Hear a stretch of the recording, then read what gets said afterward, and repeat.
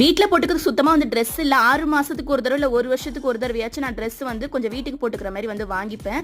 எல்லாமே வந்து பிராண்டடா வந்து எடுப்பேன். அதுவும் காட்டன்ல தான் வந்து வேர் பண்ணுவேன். மத்தபடி அந்த மொரன்னு ஒரு மாரி கொசுவல மாரி வச்சதெல்லாம் எனக்கு சுத்தமா வந்து லைக் பண்ண மாட்டேன். முன்னாடிலாம் அப்ப போட்டேன். இப்பலாம் பாப்பாலாம் இருக்கிறதுனால அது எனக்கு பிடிக்கல. இந்த காட்டனா இருந்தா நல்லா இருக்கும் இல்லையா? அதுவும் ஆஃபர்ஸ் வந்து இருக்கும் இவங்க கிட்ட. ஃப்ரீ ஷிப்பிங்கா வந்து குடுப்பாங்க. நம்ம எவ்வளோ ட்ரெஸ் எடுத்தாலும் ஃப்ரீ ஷிப்பிங்ல வந்து வாங்கிக்கலாம். சின்னதா ஒரு பொருள் வாங்குனாலே அதுக்குன்னு ஷிப்பிங் சார்ஜ் வந்து போடுவாங்க. ஆனா இவங்க கிட்ட நம்ம ட்ரெஸ்லாம் வாங்கும்போது ஃப்ரீ ஷிப்பிங்காக இருக்க பார்த்து நம்ம அதே அமௌண்ட்டுக்கு தான் ட்ரெஸ் எடுக்கிற மாதிரி இருக்கும். அதனால எனக்கு கொஞ்சம் அஃபோர்டபுள் ப்ரைஸாக இருக்கும். இவங்ககிட்ட வாங்குவேன். சாய் புட்டிக் இவங்க பேஜில் தான் வாங்குவேன். இவங்க நம்பர் நான் ஸ்க்ரீனில் கொடுக்குறேன்.